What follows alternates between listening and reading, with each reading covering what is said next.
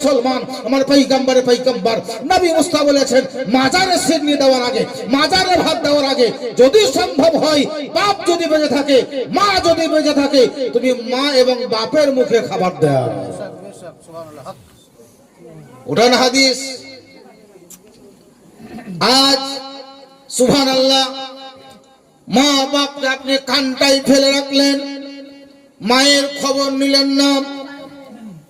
যেদিন আপনার মা বাপ ইন্তেকাল করলো সেই দিন সুবহানাল্লাহ আপনি বলছেন মৌলভী সাহেব বলি দিয়ে জানাজাতে যারা আলছে সবাই দুটো ডাল ভাত খেয়ে যাবে। মুসলমান মিথ্যা হয়ে গেলাম আমরা। আচ্ছা বলেন, ডাল ভাতের কথা বলতে বলেন না, বলেন না, কিন্তু ডাল ভাত করেন কোনদিন? ওখানে মিথ্যা কথা বলা করেছেন আমাদেরকে। তবে আমরা একটু চালাক, মিথ্যা কথা বলিয়ে না। আপনারা বললে বলতে পারেন, ডাল ভাতের কথা কোনদিন আমার মুখ থেকে শুনেছেন? কোনদিন আমি বলবো না। আমি তো জানি ডাল ভাত করেননি, তো ডাল ভাত কেন বলবো মিথ্যা কথা? ওই জানাজা গায়েও মিথ্যা কথা বলছেন আপনি। মৌলভী সাহেব বলি দিয়ে যারা বাহির থেকে আসছে তারা কর্মী সহ আর গ্রামের যারা তারাও কিছু ডাল ভাতের ব্যবস্থা আছে, ডাল ভাতটা খেয়ে যাবে। ডাল ভাত তো আপনি কোনোদিনই করেন না। ডাল তো উঠে গেল সুবহানাল্লাহ, এই ডালের আর নাই কাল। এখন বলছে গরু, এখন হচ্ছে মাছ। এ মুসলমান, বলছিলাম বাপকে এক দানা খেতে দিতে পারেননি। আর যেদিন বাপ মারা গেল, মা মারা গেল, ওই বাপ মা ইন্তেকাল করার পর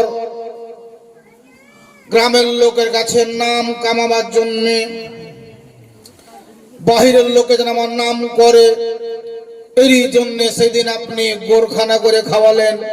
ওই খাবারটা আপনার কাজে লাগবে না অত, যত কাজ লাগবে বাপ মার মুখে হাসি ফোটাতে পারতেন তত।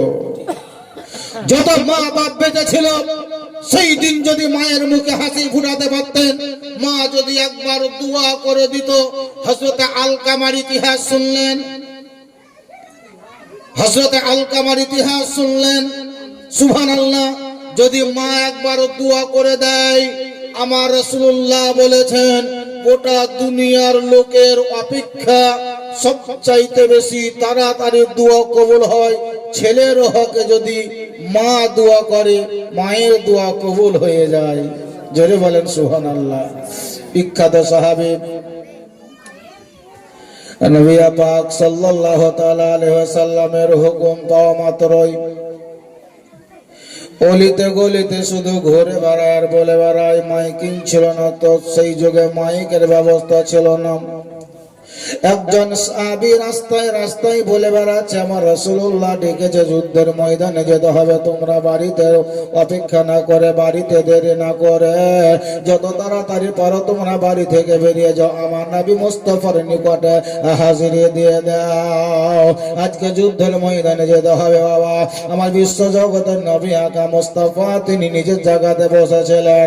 সাহাবায়ে কেরামরা ধীর গতিতে নবীর কাছে আসতে আরম্ভ করলেন। এক এক করে সাহাবায়ে কেরামগণ নবী মুস্তাফার কাছে এসে বসলেন। নবী আমার যুক্তি পরামর্শ দিলেন, তরবারি কিভাবে চালাতে হবে, কোন দিক থেকে তোমাকে যুদ্ধের ময়দানে নামতে হবে, কিভাবে তোমাকে যুদ্ধ করতে হবে, কোরআনকে বাঁচাতে হবে, ইসলামকে বাঁচাতে হবে। এই শিক্ষাটা আমার রাসূলুল্লাহ সাহাবায়ে কেরামের মাঝে তিনি দিতে শুরু করলেন। সাহাবায়ে কেরামরা ছিলেন যিনারা নবী মুস্তাফার কথা শোনার পরে, শিক্ষা নেওয়ার পরে তিনারা যেন হাঁটতে আরম্ভ করলেন বাবা। এক এক করে তিনারা ময়দানের দিকে অগ্রসর হলেন ধীর গতিতে। সাহাবায়ে কেরামরা নিজের নিজের সওয়ারির উপরে উঠে তরবারি হস্ত ধারণ করে ওই যুদ্ধের ময়দানের দিকে রওনা হলেন। হঠাৎ করে দেখা গেল একটা যুবক যেন সাহাবী এসে হাজির হলো। আসার পরে বলছে আসসালাতু আসসালামু আলাইকা ইয়া রাসূলুল্লাহ, আসসালাতু আসসালামু আলাইকা ইয়া হাবিবাল্লাহ। নবী গো,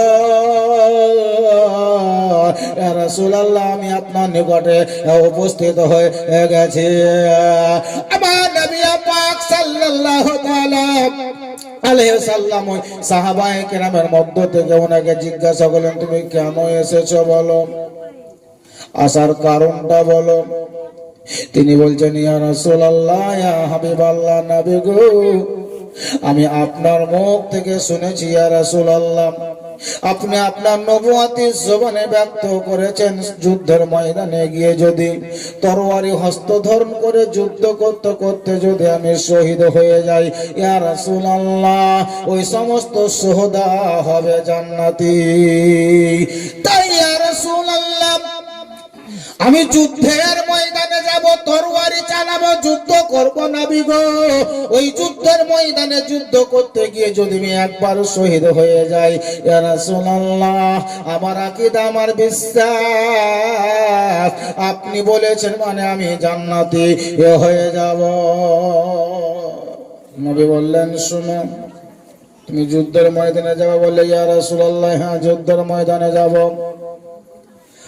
নবী জিজ্ঞাসা করছে, তুমি যখন বাড়ি থেকে বেরিয়ে আসলে, বাড়ি থেকে আসার সময় তোমার বাড়িতে মেম্বার হিসেবে কে কে ছিল, কতজন ছিল? এক এক করে বলতে শুরু করলো, ইয়া রাসূলুল্লাহ, আমার বাড়িতে মেম্বার হিসেবে এতজন ছিল। আমার নবী বললেন, ওরে পাগলা, শোন, তোকে ময়দানে গিয়ে যুদ্ধ করে জান্নাতি হতে হবে না, আল্লাহ তোমার জন্য জান্নাত তোমার বাড়িতে রেখেছে। যুদ্ধের ময়দানে গিয়ে জান্নাতি হতে হবে না, বাড়ি চলে যাও, বাড়ির ভিতরে দেখো তোমার জন্য তোমার জান্নাত অপেক্ষা করে, যাও তুমি জান্নাত খোঁজ করে নাও।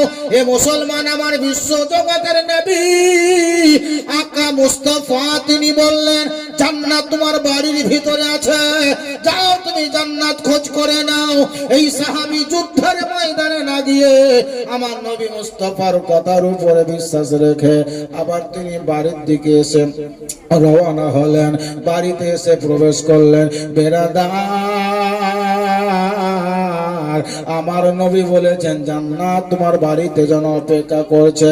ওই সাহাবী তিনি বাড়িতে ঢোকার পরে বাড়িতে জান্নাত খোঁজ করতে লাগলো। জান্নাতটা নবী তো বলেছেন বাড়িতে আছে, কোথায় আমার জান্নাত আছে আমি দেখব, কোন জায়গাতে আমার জন্য জান্নাত অপেক্ষা করছে, আমি এটা ভালোভাবে দেখার জন্য সেই সাহাবী গোটা বাড়িটাকে চিরুনি তাল্লাশি করে খোঁজ করলো। ভিতরে দেখলো জান্নাত পাওয়া গেল না, আনটা কানটাই খোঁজ করা হলো, কোথাও যেন জান্নাত দেখতে পাই না। উপরে নিচে সব জায়গা সার্ভে করা হলো, কোথাও জান্নাত দেখতে পাইনি। জান্নাত কোথায় আছে খোঁজ করে পাইনি।